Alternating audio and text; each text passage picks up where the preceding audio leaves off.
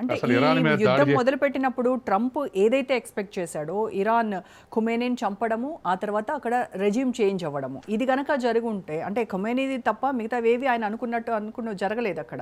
ఇప్పుడు మజ్తబా వచ్చాడు, ఆయన అనుకున్నట్టుగానే యుద్ధాన్ని కంటిన్యూ చేస్తున్నాడు, ఎక్కడ ఇసుమంత కూడా లొంగనటువంటి బిహేవియర్తో కనిపిస్తూ ఉన్నాడు. సో ట్రంప్ లక్ష్యం నెరవేరలేదు కాబట్టి చావో రేవో తేల్చుకునేటువంటి పనిలో పడ్డాడు అనేటువంటిది కనిపిస్తూ ఉంది సార్ ఇక్కడ. అవును, నిజమే. మరి ఇప్పుడు అటువంటి యుద్ధం ఇప్పటి వరకు ఆయిల్ రిజర్వ్స్ లేకపోతే నాయకుల్ని చంపేశాడు. ఇప్పుడు ఇక ప్రజల్ని చంపటమేగా మిగిలింది. మ్మ్. కాబట్టి ఒక దేశం యొక్క సావరింటిని అన్ని రకాలుగా దెబ్బతీసే హక్కు అమెరికాకు ఎవరిచ్చారో, ఏ అంతర్జాతీయ చట్టాలు ఇచ్చినాయో జవాబు చెప్పాలి. ఇప్పుడున్నటువంటి అన్ని సావరింటి దేశాలన్నింటినీ ఒక్కొక్కటి డిస్మాంటిల్ చేసుకుంటూ వస్తున్నాడు. ఇది ఏ దేశం మాట్లాడి, చైనా, రష్యా తప్ప ఏ దేశం మాట్లాడే స్థితిలో లేవు.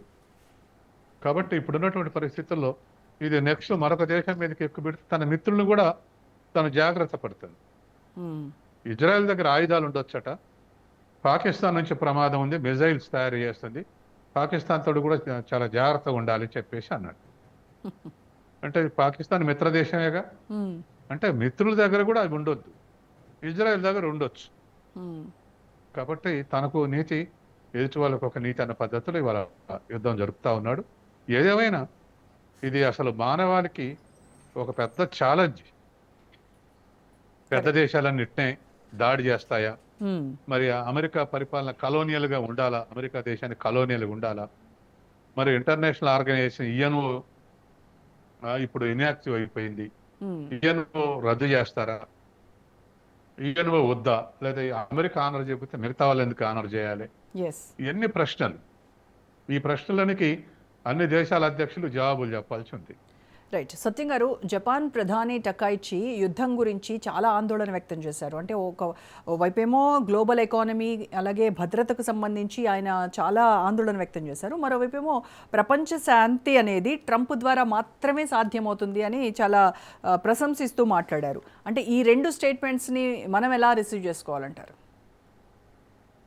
ఇప్పటివరకు చేసిన యుద్ధంలో వారానికి $10 బిలియన్ ఖర్చు అవుతుందని అంచనా వచ్చింది. ఇప్పుడు 3 వారాల్లో దరిదాపు $30 బిలియన్ ఖర్చు అయిందని ఒక అంచనా. ఇంకో $200 బిలియన్ ఇవ్వటం అంటే 20 వారాలు యుద్ధం జరుగుతుందని అర్థం. ఇంకో 20 వారాలు అంటే దరిదాపు 5 నెలలు, 5×4 5 నెలల యుద్ధం దీర్ఘకాలిక యుద్ధంగా మారే అవకాశం ఉంది. అలా $200 బిలియన్ ఇచ్చి ఇంకో 2 నెలలు 3 నెలలు యుద్ధం చేస్తే ప్రపంచం అంతా తలకిందులైంది. కరెక్ట్. కారుముజ్జు దళ సంధి నుంచి తిరిగి రావాలంటే, రెడ్ సీ నుంచి రావాలంటేనే అష్ట కష్టాలు పడుతుంది, పురిటి నొప్పులు పడుతున్నాయి అన్ని దేశాలు. అట్లా ఎట్లా రావాలి, ఖర్చు ఎక్కువైంది, 5-6 రెట్లు ఖర్చు ఎక్కువైంది అని. కాబట్టి అట్లా వచ్చినా అది అందరికి అందుబాటులో లేదు. ఒక సౌదీ అరేబియాకు ఉంది, కానీ సౌదీ అరేబియాలో పైప్ లైన్లు నార్త్ ఎండ్ ఉన్నాయి, అంటే గల్ఫ్లోకే వచ్చినాయి. ఇక్కడే నింపుకుని ఇటు నుంచి ఎక్స్పోర్ట్ చేస్తుంది సౌదీ అరేబియా.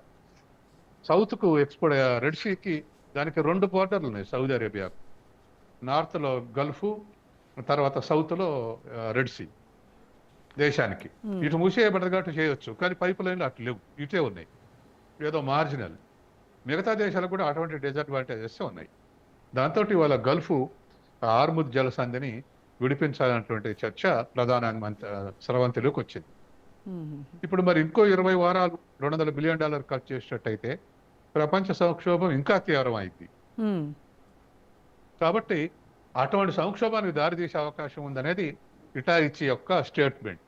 ఇంకా సంక్షోభం, ప్రపంచం అంతా సంక్షోభానికి లోనవుద్ది అనేది. ఇక రెండోది, ట్రంప్ మాత్రం ఆ శక్తి ఉంది అని అంటే వాస్తవమే. తను ఉపసంహరిస్తే యుద్ధం ఆగిపోద్ది, లేదా ఇజ్రాయెల్ చెప్తే యుద్ధం ఆగిపోద్ది. తన చేతుల్లోనే ఉంది. మిగతా వాళ్ళు ఎవరు చర్చలు జరిపినా వినడం లేదు. కౌంటర్ యుద్ధం స్టార్ట్ చేయాలి, అది ప్రపంచ యుద్ధంగా మారుద్ది. కాబట్టి తనే ఉపసంహరించుకోవాలనేటువంటిది రెండో విజ్ఞప్తి. కాబట్టి ఆ విధంగా జపాను ఇటాయిచి చేయటం అనేటువంటి దాంట్లో తప్పేం లేదు, రెండు కరెక్టే. అది సరే రాసి ఉండొచ్చు, కానీ అది కూడా వాస్తవమే కదా, తన చేతుల్లోనే ఉంది. తను వెనక్కు తీసుకుంటే యుద్ధం ఆగిపోయే అవకాశం ఉంది. కాబట్టి అదే ఆయన ఆలోచిస్తాడనే విజ్ఞప్తి. ఇప్పుడు వరల్డ్ లీడర్స్ అంతా కూడా అదే అడిగారుగా. అవును. మీ టార్గెట్స్ పూర్తయినాయిగా ఉపసంహరించుకోండి అని అంటున్నారుగా. అట్లాగే యూరోప్ లో కూడా కొన్ని దేశాలు విభేదిస్తున్నాయి, ఇంకా అవసరం అని. కానీ ఇప్పుడు యుద్ధం ఉపసంహరించుకోవడం అనేది ట్రంప్ చేతుల్లో లేదు కదా సార్. ఇరాన్ నేను వెనక్కి తగ్గేదేలే అంటా ఉంది కదా. సో అలాంటప్పుడు ఇరానే డెసిషన్ తీసుకోవాలి ఈ యుద్ధం గురించి వెనక్కి తగ్గేటువంటి ఆలోచనలో. ఇరాన్ ఇరాన్ అట్టనట్లే ఇరాన్ అట్టనట్లే మీరు ఆపేస్తే మేము చర్చలు పెడతాం అంట. మేము చర్చలు జరుపుతాం, ఎప్పుడు చర్చలకు సిద్ధమే, మీరు ఆపేయండి అంటుంది. కాబట్టి దాడి చేసేవాడు ఆపాలి తప్ప దాడి రిసీవ్ చేసుకోవడం ఆపనంటే దానికి అర్థం లేదు. దాడి చేస్తుంటే కౌంటర్ దాడి చేస్తుంటారు, దాడి ఆపేస్తే ఇంకేముంటది యుద్ధం. కాబట్టి అది ట్రంప్ నెతాన్యాహు చేతుల్లో ఉంది తప్ప ఇరాన్ చేతుల్లో లేదు. కాబట్టి యుద్ధం ఆగటం అనేది వీళ్ళ చేతుల్లో ఉంది. యుద్ధం దాడి చేస్తే కౌంటర్ చేస్తూ ఉంటారు, ఎన్నాళ్ళైనా పోరాడతాం అంటారు. ఇప్పుడు అమెరికా ట్రంప్ నెతాన్యాహు యొక్క ఆలోచనలు కొద్దిగా మనం స్మెల్ చేయొచ్చు. ఆయన ఖర్చు ఏమైంది, హార్ముజ్ జలసంధి మీద మనకు అధికారం ఏర్పడితే, అంటే ఇజ్రాయిల్ అమెరికాకు ఏర్పడితే మిగతా గల్ఫ్ దేశాలన్నీ కూడా కంట్రోల్ చేయొచ్చు భవిష్యత్తులో. కాబట్టి ఎంత ఎక్స్పోర్ట్ చేయాలి, ఎంత ఇంపోర్ట్ చేయాలనేది ఇదివరకు కోటాల పద్ధతి ఓపెక్లో దరిదాపు 54 దేశాలు ఉన్నాయి, దాంట్లో 33 దేశాలు 34 దేశాలు ఓపెక్లు ఉన్నాయి. వాళ్ళందరూ కూడా కోటా ప్రకారం ప్రొడ్యూస్ చేస్తుంటారు ఆయిల్ని, ఎవరెంత ప్రొడ్యూస్ చేయాలనేది. ఇప్పుడు వాళ్ళు నిర్ణయించుకోక అమెరికా నేతలు డిక్టేట్ చేస్తారనమాట ఎవరెంత ఉత్పత్తి చేయాలనో. వాళ్ళ మాట అనపోతే హార్ముజ్ జలసంధి నుంచి ఎక్స్పోర్ట్ కానియరు. తర్వాత రెండోది గల్ఫ్ దేశాల నుంచి చేతులు ఉంచుకోవటమే కాకుండా చైనాకి ఎంత పోవాలో ఎంత రావద్దో వాళ్ళే నిర్ణయిస్తారనమాట, ఇజ్రాయెల్ అమెరికా. వాళ్ళకు వచ్చే పెట్రోల్ అంతా గల్ఫ్ నుంచే కదా. అట్లా తర్వాత అమెరికాకు ముఖం మీద ఉన్న శత్రువు చైనా అయితే గర్భంలో ఉన్న శత్రువు జపాన్. జపాన్ ఆర్థిక శత్రువు. జపాన్ బ్యాంకులకు తలడిల్లిపోయింది అమెరికా ఒకప్పుడు, క్యాపిటల్ మొత్తం జపాన్ బ్యాంకులకు చేరుతుంటాయి. అట్లా ఎలక్ట్రానిక్స్ వాటిల్లో కూడా జపాన్, చైనా కన్నా ముందు జపాన్ శత్రువు, ఆర్థిక శత్రువు. కాబట్టి ఇవాళ ముఖం మీద ప్రేమ, కడుపులో శత్రువు జపాన్, ముఖం మీద కడుపులో రెండిట్లో శత్రువు చైనా.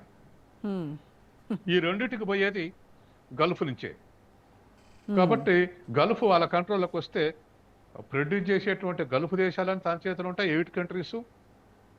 రిసీవ్ చేసుకున్నటువంటి ఏషియన్ కంట్రీస్ అంతా తన చేతుల్లోనే ఉంటాయి. ఈ పేరు మీద ఇరాన్ అని భూతల యుద్ధం చేస్తాం అనే పేరు మీద ముందు హార్ముజ్ జలసంధిని తన చేతిలోకి తీసుకొని ఇరాన్లో యుద్ధం మొదలుపెడుతుంది.